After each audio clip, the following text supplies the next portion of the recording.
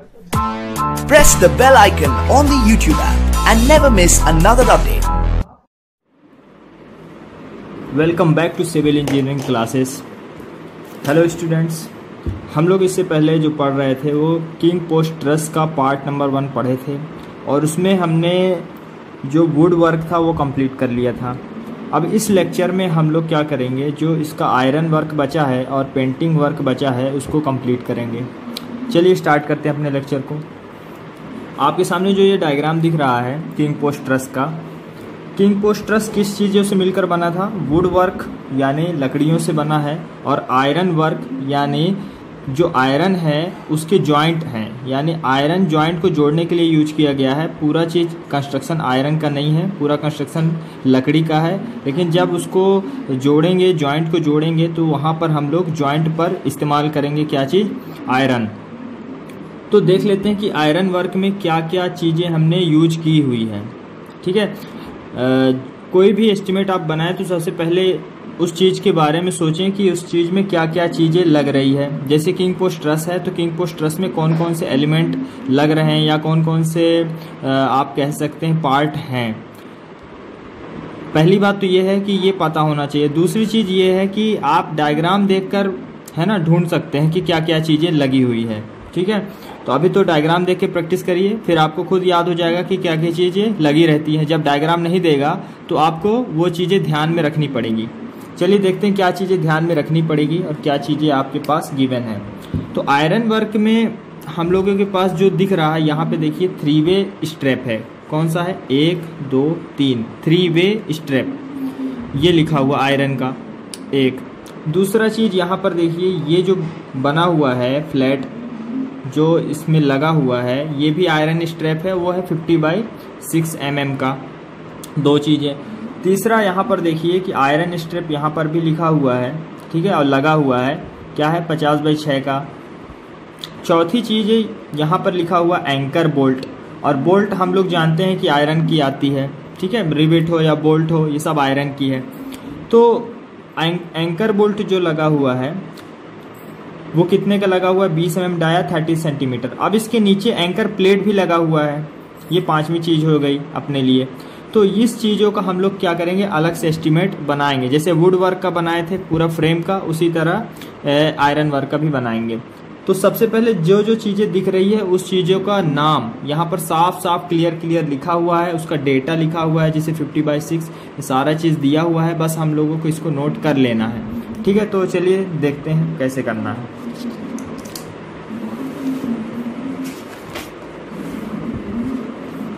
ठीक है, आप लोग इतना दिन से एस्टिमेट पढ़ रहे हैं तो आप समझ गए होंगे सबसे पहले क्या करते हैं। ब्लॉक वगैरह बना लीजिएगा, उसमें आइटम्स, नंबर, पर्टिकुलर आइटम्स की डिटेल और number, length, breadth, height, quantity और नोट्स बना लीजिएगा। तो उसके बाद आपको हेडिंग डालना है आयरन वर्क। ठीक है, एग्जाम में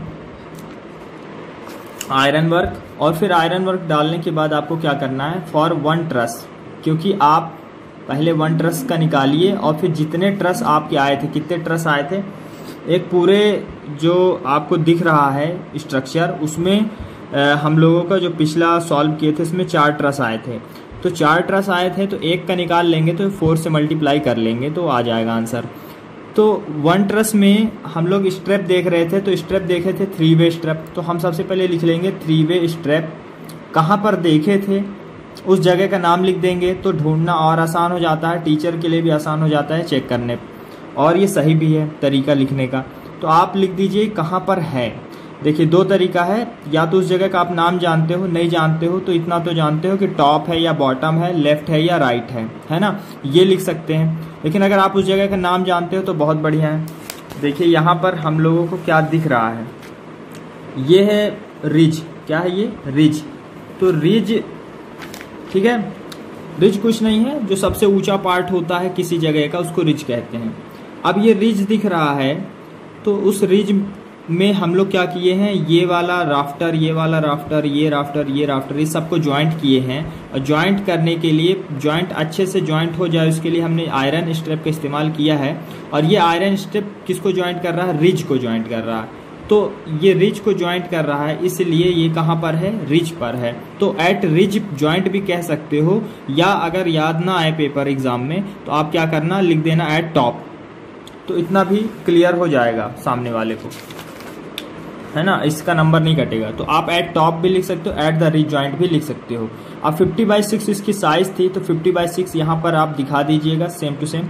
अब रही बात है कि 3 वे स्ट्रेप लगा कितना है, नंबर की बात करेंगे तो नंबर देख लेंगे सबसे पहले कि कहाँ पर और कितना लगा है। तो यहाँ पर देखिए 1 लगा है, सामने साइड दिख रहा है, एक ही फ्रेम है, तो एक फ्रेम में सामने साइड 1 है, अगर पीछे साइड भी देखें तो इसी जगह पर एक और लगा होता है।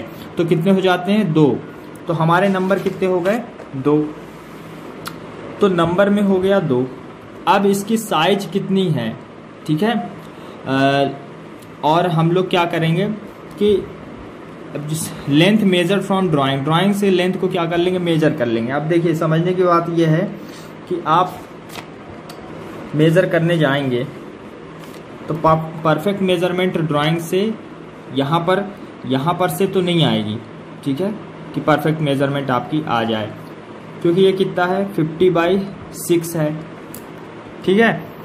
तो इसको परफेक्ट मेजरमेंट नहीं आएगा, अगर आसपास भी आपका आ गया तो वो चल जाएगा, ठीक है। फिर भी यहाँ पे आप याद भी रख सकते हैं कि इतना होता है, कि 75 के आसपास होता है, ठीक है। तो जैसा मैंने बताया कि परफेक्ट मेजरमेंट नहीं आता है, ठीक है, तो आपको मेजर करने की जरूरत नहीं। ये वाली साइज याद रखिएगा 75 सेंटीमीटर की, जिसको आप मीटर में कन्वर्ट किए हैं तो 0.75 हो जाएगा। अब इन दोनों का मल्टीप्लाई कर दीजिए तो यहाँ पर आंसर आ जाएगा, ठीक है। एग्जाम में इतना ध्यान देना है कि आप जिस चीज़ को कर रहे हो, है ना, या तो वो गिवन होगी, या तो आपको याद करके रखना पड़ेगा, या तो उसकी साइज यही होती ही होगी परफेक्ट, है ना। तो आप जो यहाँ पर लगा रहे हो, ठीक है, इस जगह पर इसकी मोटाई वगैरह कितनी है, लगभग यहाँ पे, है ना, दिख रहा होगा कि कितनी है, लेंथ कितनी है, ठीक है, क्योंकि आप राफ्टर यूज किए हैं। तो राफ्टर की जो मोटाई है उसके आसपास होगी, तो यहाँ पे लिखा है 12/10, यानी 12 की तो आपकी होनी चाहिए। तो ऐसा मतलब कम साइज नहीं लिखना है कि ये स्ट्रेप ना आए, है ना।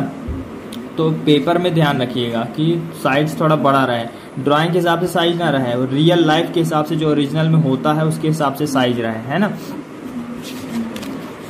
ठीक है, आगे बढ़ते हैं। अब आते हैं यू शेप्ड स्ट्रिप की बात करते हैं। यू शेप्ड स्ट्रिप कहाँ दिख रहा है अपने को, ये नीचे साइड देखिए, आपको यू शेप्ड स्ट्रिप दिख रहा है, ये यू बना है, यही है यू शेप्ड स्ट्रिप है, आयरन का 50/6 का है, ठीक है, ये और साफ साफ लिख दिया है, ठीक है।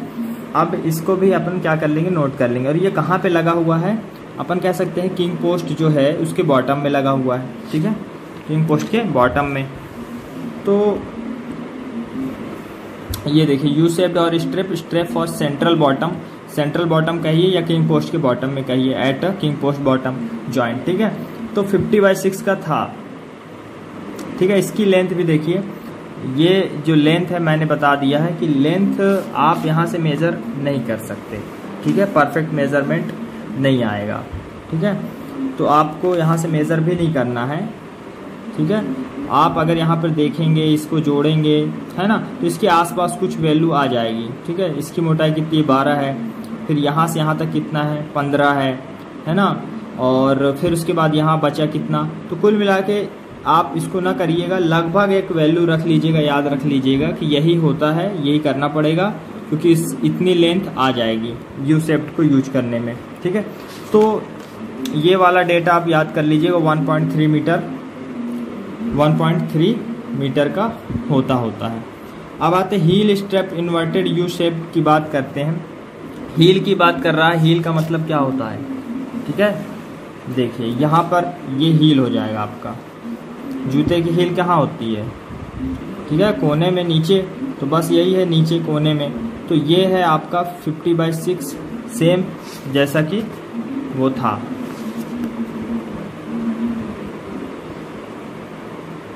चलिए आगे बढ़ते हैं। आपने लिखा क्या, heel strapped inverted U shaped inclined और द 50/6, ये भी है। अच्छा नंबर की बात करें तो यू शेप्ड वो जो दिख रहा था वो वाला, वो एक ही है, ठीक है, एक ही लगता है, लेकिन ये एक हो जाएगा ये हील वाला एक इधर है और एक उस साइड भी हो जाएगा, ठीक है। तो 2 हो जाएंगे, तो हील वाला 2 हो जाएगा। इसकी जो लंबाई आ रही है वो 80 सेंटीमीटर आ रही है, ठीक है। उसकी 75 आई थी, इसकी 80 आ रही है, तो 80 सेंटीमीटर इसकी लंबाई लिख लीजिएगा, ठीक है।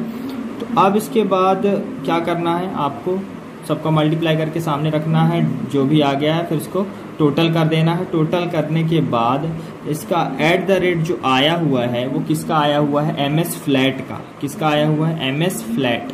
50/6 MS फ्लैट है। आप ये कहाँ से देख सकते हैं, आपके पास स्टील की जो कोड है उस कोड में दिया रहता है कि MS फ्लैट की जो साइज है उसका ये यूनिट वेट है, ठीक है। और तरीका मैंने बता दिया था कि, और तरीका ये है कि आप इसका वॉल्यूम निकाल करके डेंसिटी से मल्टीप्लाई कर दीजिए तो आ जाएगा। ये मैंने पुराने वीडियो लेक्चर में सिखाया हुआ है कि MS फ्लैट हो या MS स्टील के बारे में मैंने QSC के लेक्चर में बताया हुआ है कि कैसे आप उसका यूनिट वेट निकालते हैं। तो आप वहाँ जाकर भी सीख सकते हैं कि कैसे किसी चीज़ का यूनिट वेट निकाला जाता है। फिर भी मैं यहाँ पर करके बता देता हूँ आपको। क्या बताया था मैंने कि किसी का वेट निकालने के लिए आपको किस चीज़ की ज़रूरत पड़ती है, वॉल्यूम की और उसकी डेंसिटी की। तो वॉल्यूम कितना हो जाएगा, ये 50 mm है तो मीटर में बदलो तो 0.5, ठीक है, 0.05 इंटू इसको बदलो 6 mm को तो 0.006 इंटू 1। अब ये वॉल्यूम हो गया। लेंथ हमने अभी 1 मेज़र करी है, मतलब पर मीटर के हिसाब से मेज़र करी है। अब डेंसिटी कितनी है, 7850, ये kg पर मीटर होता है 7850। अब इसका मल्टीप्लाई करने पर हमारा आंसर आता है 2.355, जो कि लगभग है 2.4 kg पर मीटर, ठीक है, ठीक है, इसके बराबर। तो ऐसे आ जाता है। और अच्छे से इसमें डिटेल में समझने के लिए आप वाला वीडियो लेक्चर देखिए जिसमें मैंने पूरा MS प्लेट के बारे में और भी अलग अलग एंगल्स के बारे में, जो आई सेक्शन L सेक्शन के बारे में उसमें बताया हुआ है। चलिए आगे बढ़ते हैं। तो इसको करने के बाद आप 2.44 से इस टोटल वाले यूनिट का मल्टीप्लाई करेंगे तो आपका ये kg में जो कितना किलो हुआ आपका लोहा यानी आयरन वो आ जाएगा। अब आते हैं एंकर बोल्ट के बारे में। जो एंकर बोल्ट हम देखे थे डायग्राम में, कहाँ पर था एंकर बोल्ट, एक बार आप फिर से देख लीजिए।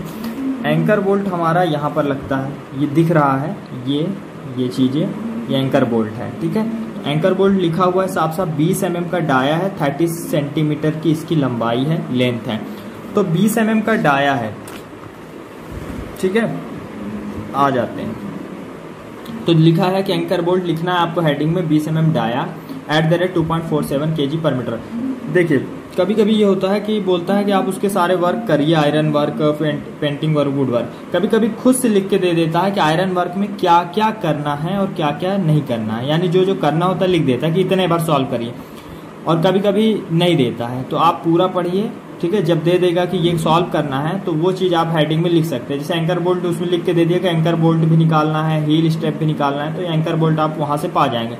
लेकिन आपको खुद ध्यान रखना है कि आयरन कौन कौन सी चीज़ें हैं यहाँ पर आयरन की, और वो चीज़ें आप यहाँ पर लिख लीजिएगा पहले, फिर सॉल्व कर लीजिएगा। तो anchor bolt 20 mm dia at the rate 2.47 kg, ये कहाँ से आया है मैं बार बार बताता हूँ कि डाया वाली चीज़ों को किससे करो, d²/162 कर दो, आ जाएगा। 20 का स्क्वायर 162 करने पर आपका क्या आ गया है, ये आ गया है 2.47, ठीक है। 69 आएगा, वही 47 समथिंग है, ये kg पर मीटर। ये चीज़ को आप यहाँ पे पुट करेंगे, ठीक है, ये यूज होगा भी मल्टीप्लाई करने पर। अब कितने लगे हुए हैं बोल्ट, इस साइड 1 है तो उस साइड कितने हो जाएंगे, 1 तो 2 हो जाएंगे। तो 2 बोल्ट लगे हुए हैं, नंबर में 2 हो गया। लंबाई 30 सेंटीमीटर की थी तो 0.30 मीटर हो जाएगा 100 से भाग देने पर।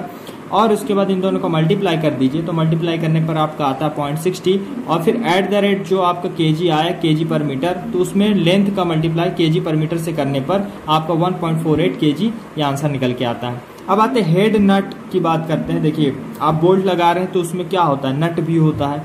तो नट जो होता है, नट्स हैं तो उनको मान लिया गया है कि 0.25 पर kg है, ठीक है। उसकी कोई लंबाई कुछ है नहीं, इसी के साथ में मिल जाता है, ठीक है।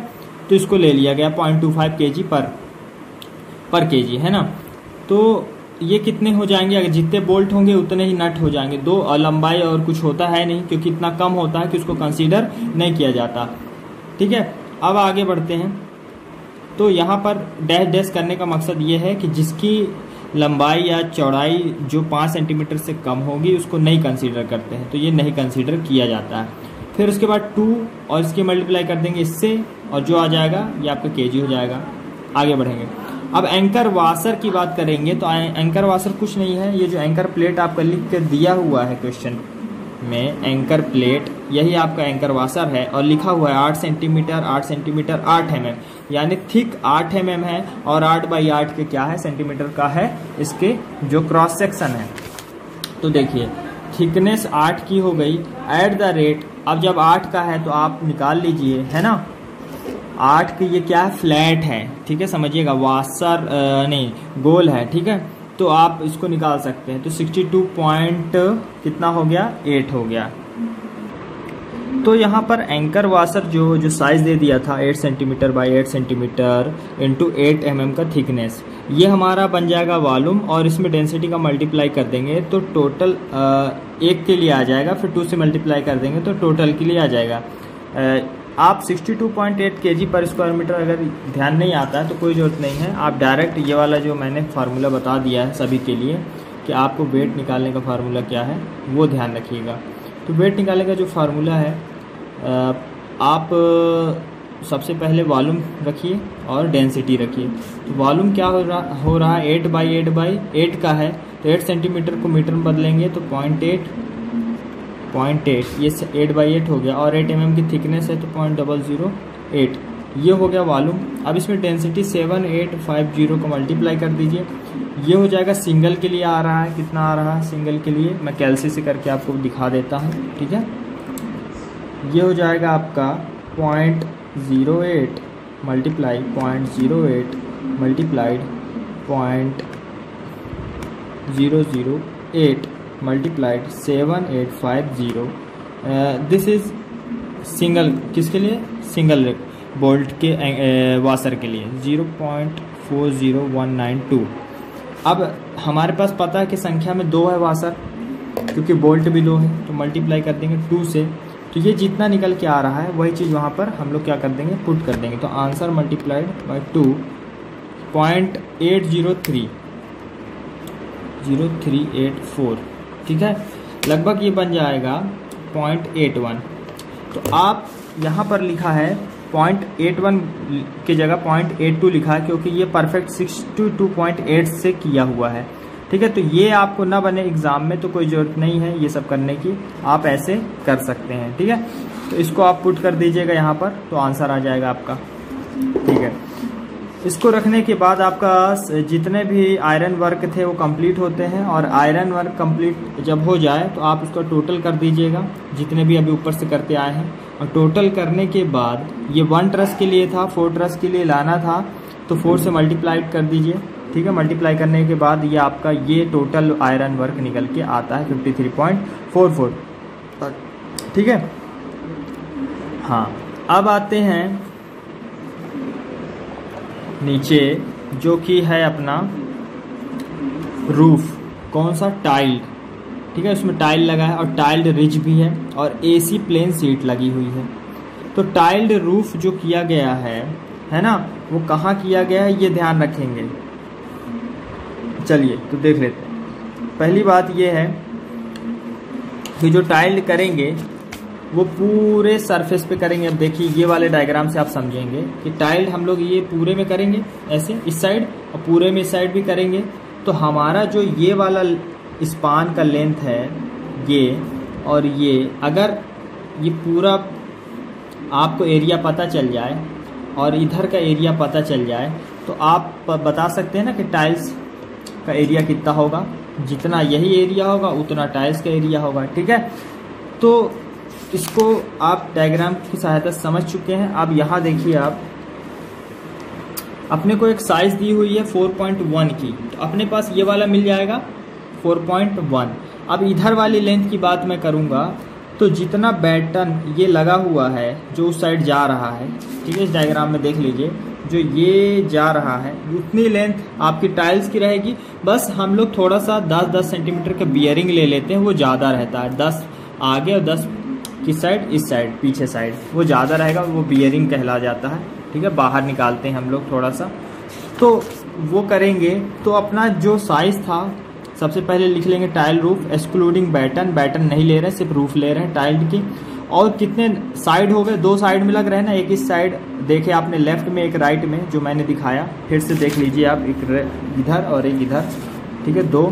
अब उसके बाद जो लेंथ होगी वो कौन सी लेंथ होगी और जो ब्रेड्थ होगी वो कौन सी ब्रेड्थ होगी। ब्रेड्थ 4.1 मैंने दिखाया कि ये हो जाएगी, और लेंथ ऐसे जा रहा है, तो कहाँ जा रहा है, इस डायग्राम में आपने देखा कि लेंथ ये वाला जा रहा है, ठीक है, इसको क्लियर देखिए, लेंथ ये वाला जा रहा है। तो पूरा कितना है ये तो इसकी लेंथ से पता चल जाएगा। तो इसकी लेंथ कितना दिया था, ठीक है, आपके डायग्राम में दिया था ना 12 मीटर, तो 12 मीटर का जो लेंथ दिया था वो 12 मीटर का सिंपल लेंथ हो गई। अब 10 सेंटीमीटर की बियरिंग, तो 12.2 यानी 12.2 का आपको क्या हो गया, 12.2 मिल गया, ठीक है, और 4.1 भी मिल गया। अब रही बात हाइट की, तो बहुत कम होता है इसलिए नहीं लेते हैं, तो ठीक है, ये हो जाएगा, तीनों को मल्टीप्लाई कर देंगे, टोटल आ जाएगा स्क्वायर मीटर में, क्योंकि हाइट नहीं है, ठीक है, तो क्यूबिक मीटर में नहीं आएगा, स्क्वायर मीटर में आ गया। 10 सेंटीमीटर ओवर एंड वाल, यही चीज़ है वो, मैंने बोला 10 सेंटीमीटर क्या करना है, एंड वाल्स निकालना है 10-10, तो वो छोड़ दीजिए, उसको लिखने की जरूरत नहीं। टाइल रिच की बात करेंगे तो सेम टाइल रिच कितने हैं पहले ये देख लीजिए, रिज है, रिज एक ही रहेगा, ठीक है, ये है रिच, और ये रिच जो ऐसे जा रहा है उसके ऊपर देखिए ये वाली टाइल्स आपको नज़र आ रही होगी और लिखा होगा रिच टाइल, ये वाली पूरी सीधे जाएगी, तो नंबर में 1 हो गया क्योंकि एक ही जगह पे लगा, और पूरी सीधे जाएगी, तो जितनी लेंथ होगी रिज की वही लेंथ हो जाएगी। तो जितनी अभी आपने 12.2 देखा उस साइड पूरा जाते हुए, तो वही चीज़ यहाँ पे लिख दीजिएगा। और ब्रेड्थ है नहीं और हाइट भी नहीं है, ठीक है। अब आते AC प्लेन सीट की बात करते हैं, ठीक है, सीट लगाए हैं जो आपने, तो सीलिंग इंक्लूडिंग बेडिंग, ठीक है, आप देख लीजिए सीट कहाँ पे लगी हुई है, ठीक है। तो सीट आपको डायग्राम में दिखाता हूँ,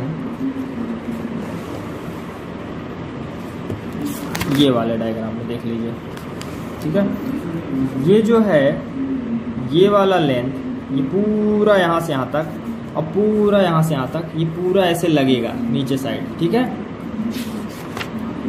यहाँ पर पूरा, और फिर ऐसे सीधा उधर जाएगा जो मैंने बता दिया। तो ये 6 का है और उधर 12 का है, तो 12/6 पूरे में लग जाता है, ठीक है, क्लियर, कितने 12/6 में पूरे में लग जाएगा।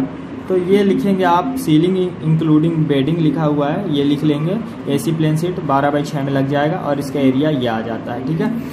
नंबर 1 है क्योंकि एक ही पूरा लग जाएगा, ठीक है, इसको नंबर 1 ही रखेंगे। और ये हो जाएगा आपका ceiling beams and batten are taken under wood work में आ जाएगा, ठीक है। ये हो गया अलग, 5 पॉइंट हो गए अपने, ठीक है। अब आते हैं, आगे बढ़ते हैं, पेंटिंग वर्क मैंने बोला, इसके बाद अपन आ जाएंगे पेंटिंग वर्क में। तो पेंटिंग करते कितने कोट हैं ये आप जान लीजिए, पेंटिंग 2 कोट करते हैं, ठीक है। तो लिखा है painting 2 coats over 1 coat of priming, एक कोट करते हैं प्राइमिंग और दूसरा कोट करते हैं पेंटिंग। तो 1 कोट प्राइमिंग के बाद 2 कोट पेंटिंग, ठीक है। तो वुड वर्क जो कर रहे हैं इसमें आप ध्यान रखिएगा कि ज़्यादा मेहनत नहीं करना पड़े, ठीक है। आपने जो अभी तक का मेहनत किया हुआ है किसमें, फर्स्ट में, क्योंकि एग्ज़ाम में पूरा रहेगा। अगर ये वाला पार्ट नहीं आता वुड वर्क, तब तो आप पूरा मेहनत करना पड़ेगा, नहीं अगर आता है, ये आ जाता है तो मेहनत कम करना पड़ेगा। कैसे, क्योंकि आपने इसमें मेहनत किया हुआ है। क्या किया हुआ है ये बता रहा हूँ। जो आपने शुरू से वुड वर्क में यहाँ से इन 1 ट्रस से लेकर प्रिंसिपल और start, king post, I beam, ये सारे चीज़ डेटा लिखा हुआ है, और ये नीचे तक जो लिखा हुआ है ये सारा चीज़ यहाँ पे उतार दीजिएगा, ठीक है। Principal, rafter, strut, king post, I beam, ये सब उतार दीजिएगा, ठीक है। और उतारने के बाद और डेटा और है, ये जो ये वाले डेटा है ये सारे आप क्या कर दीजिएगा, यहाँ पर 2, 2, 1, ये जो देखिए ये सारा चीज़ यहाँ पर आप ध्यान दीजिएगा कि कौन सी चीज़ किस में है ना। उसके बाद भी ये नीचे वाला भी उतारना है।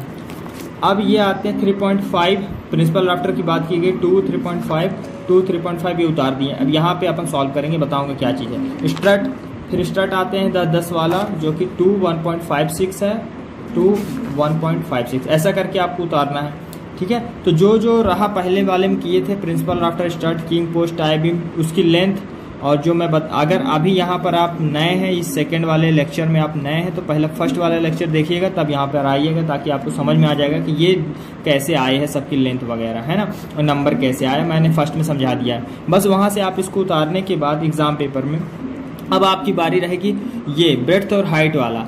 इसमें ना ब्रेड्थ है ना हाइट है, इसमें पेरीमीटर निकालते हैं। क्या निकालते हैं? पेरीमीटर। क्योंकि हम लोग जिस पे पेंटिंग कर रहे हैं वो किस पे कर रहे हैं? जैसे आप ये आपका लॉग हो गया, क्या हो गया? लॉग। ऐसा आप पेंटिंग कैसे करेंगे खुद समझिए। पेंटिंग इसमें भी होगी, पेंटिंग इसमें भी होगी, पेंटिंग यहाँ भी होगी, पेंटिंग उस साइड भी होगी, पेंटिंग नीचे भी होगी। तो यानी पूरे सरफेस पे आप पेंटिंग कर रहे हैं। तो जब पूरे सरफेस पे करोगे तो वो बाहर बाहर का करोगे, ठीक है। तो सिर्फ सरफेस पे जब करते हैं तो वो पेरीमीटर में आएगा। किस में आएगा? पेरीमीटर में आएगा, एरिया में नहीं आएगा, ठीक है, याद रखिएगा। तो पेरीमीटर निकालना पड़ेगा। तो पेरीमीटर आपको रेक्टेंगुलर पेरीमीटर पता होगा, 2 इंटू लेंथ प्लस ब्रेथ करते हैं। तो देखिए यहाँ फार्मूला लगा 2 इंटू लेंथ प्लस ब्रेथ, ये कर देंगे। अब लेंथ और ब्रेथ क्या चीज़ रहेगी, ठीक है, ये ध्यान रखना है आपको, है ना। लेंथ और ब्रेथ क्या चीज़ रहेगी? तो ये वाली लेंथ और ये वाली ब्रेड्थ कहलाएगी। ये वाला आप जो लिए हैं, ये वाला यहाँ पर हमने पुट कर दिया है, तो इसको नहीं देखना है। और ये जो है 2 है, तो यहाँ पे लेंथ और ब्रेड्थ कहने का मकसद ये है कि आपका ये और ये, ठीक है। तो देखिए, तो 12 था, 12/10 का होता है क्रॉस सेक्शन, तो 12/10 रखेंगे, 12 + 10 × 2 इंटू लेंथ प्लस ब्रेथ, और ये आ गया 44 cm। तो 0.44 हो जाएगा, इसको रख लेंगे। 0.44 मीटर, सेंटीमीटर कन्वर्ट करेंगे मीटर में 100 से डिवाइड करने के बाद। फिर स्ट्रट लेंगे, स्ट्रट कितना है? 10/10 का है, तो सेम इसका भी 2 इंटू लेंथ प्लस ब्रेथ, तो 2 × 10 + 10 20 दूनी 40, 0.40। उसी तरह 10/10 का तो 40, 12/10 का तो 44, यहाँ सेम उतार देंगे। साइज देखते जाना और पेरीमीटर सेम टू सेम उतारना है, तो कोई दिक्कत यहाँ पर नहीं आएगी आपको। अब क्या चीज़ें छोड़ी गई होंगी जो इसमें नहीं होगी वो भी देख लेंगे, और क्या सारी चीज़ें बाकी हैं देख लीजिए। आपके पास प्रिंसिपल राफ्टर था, वहाँ भी है, स्ट्रट है, king post, tie, stop pieces की बात की गई है यहाँ पर 2-3 क्लिट की, ये सारा 3 चीज़ यहाँ पर नहीं है, ठीक है, और इसको आप इंक्लूड ना करिएगा। अब आते हैं टोटल, ये 1 के लिए आया था, फिर 4 के लिए आप मल्टीप्लाई करके पेंटिंग ट्रस फॉर 4 के लिए कर दीजिएगा, 4 के लिए आ जाएगा। अब आते हैं हम लोग जो कॉमन है, कॉमन का मतलब है जो पूरे स्पान में लगा हुआ है और पूरे लेंथ में लगा हुआ है, वो common rafter, purlin, ridge, eave board, wall plate, batten, ये सारा चीज़ आप फिर से यहाँ पे उतार दीजिएगा। उतारने के बाद उसके नंबर वगैरह जो यहाँ पे उतारे थे, क्लियर नहीं दिख रहा होगा, आप दिखेगा, तो मैंने कहा जो नंबर वगैरह उतारे थे ये सारे चीज़ें आप फिर से वहाँ उतार दीजिएगा, और लेंथ भी उतार दीजिएगा। बस बचेगा आपका हाइट और ब्रेड्थ, वो पेरीमीटर से आएगा। तो हमने लेंथ, हमने ये सारी चीज़ें और ये सारी चीज़ें और ये उतार ली पीछे से, यानी आपने इतना मेहनत कर चुका है। अब इसके बाद बस ये पेरीमीटर की बारी आएगी। तो पेरीमीटर निकालने का तरीका क्या है? 10 + 6 यानी लेंथ प्लस ब्रेड्थ इंटू 2 कर देना है। तो 10 + 6 16 दूनी 32.32। पर्लिन 12 + 8 20 × 2 40 0.40, ठीक है, पॉइंट कर रहे हैं, मीटर में ला रहे हैं इसलिए, ठीक है। 15 + 5 20 × 2.40। तो ऐसा करते हुए हम लोग आएंगे सारी चीज़ों को, और ये पेरीमीटर भर जाएगा। और उसके बाद सबका फिर तीनों का 1 2 3 तीनों का मल्टीप्लाई कर देंगे, यहाँ रख देंगे। फिर मल्टीप्लाई करके सारा रखने के बाद डेटा उसको क्या कर लेंगे? ऐड कर देंगे, और ऐड करने के बाद अपना क्या आ जाएगा? ये टोटल आ जाएगा, और ये पेंटिंग वर्क ऊपर का ये टोटल, और ये टोटल ये पेंटिंग वर्क है, ठीक है। तो हमारे यहाँ पे पेंटिंग वर्क भी कंप्लीट होता है। आई होप मैंने जितना समझाया वो समझ में आ गया होगा। फिर भी कोई डाउट है तो आप कमेंट सेक्शन में ज़रूर लिखिएगा डाउट को, ठीक है। इसको सॉल्व करिए, अच्छे से पढ़िए, अच्छे से समझिए, ठीक है। और जो अभी सिस्टम हुआ है, पैटर्न जो चेंज हुए हैं, ठीक है, उसमें ज़्यादा कुछ नहीं है। जो मैंने अभी लेक्चर जितने पढ़ाए हैं उसको सारे लेक्चर को ध्यान से सुनिए। एनालिसिस रेट से लेकर जितने भी लेक्चर पढ़ाए ध्यान से सुनिए, उसी से रिलेटेड ही क्वेश्चन बनेगा। क्वेश्चन ज़्यादा बड़े बड़े तो नहीं आएंगे, क्योंकि 1 मार्क्स के 20 क्वेश्चन है, 2 मार्क्स के 15 क्वेश्चन है, 4 मार्क्स के 5 क्वेश्चन है। तो क्वेश्चन छोटे छोटे ही रहेंगे अभी के पैटर्न के हिसाब से, ऑनलाइन के हिसाब से। लेकिन आपको ये सारी चीज़ें बननी चाहिए, ये आप ज़रूर पढ़िएगा। और वो उस टाइप के जो छोटे छोटे क्वेश्चन बनते हैं, है ना, और वो छोटे छोटे क्वेश्चन आप बुक की हेल्प से आप उसकी डेफिनेशन, फार्मूला छोटे छोटे आप उसको ज़रूर पढ़िएगा। और मेरी जो वीडियो लेक्चर बन रहे हैं मैं कोशिश करूँगा कि सारा चीज़ मैं कंप्लीट करा दूँगा, ताकि आपको ज़्यादा बुक का सहारा लेने की ज़रूरत ना पड़े, सारा चीज़ें मेरे वीडियो लेक्चर से आपको प्रोवाइड हो जाए। और इसके बाद ये जो अभी एस्टिमेट चल रहा है, फिर मैं वैल्यूएशन पढ़ाऊंगा, जो कि वैल्यूएशन आपका 1 मार्क्स 2 मार्क्स 4 मार्क्स में बहुत हेल्प करेगा, जो इस ऑनलाइन का पैटर्न बना हुआ है। ठीक है, तो आप मेरे वीडियो लेक्चर को कंटिन्यू देखते रहिए, और आपका एस्टिमेशन और भी अदर सब्जेक्ट है वो भी मैं कंप्लीट करा दूंगा, ताकि आपका एग्ज़ाम अच्छे से जाए। ठीक है, थैंक यू।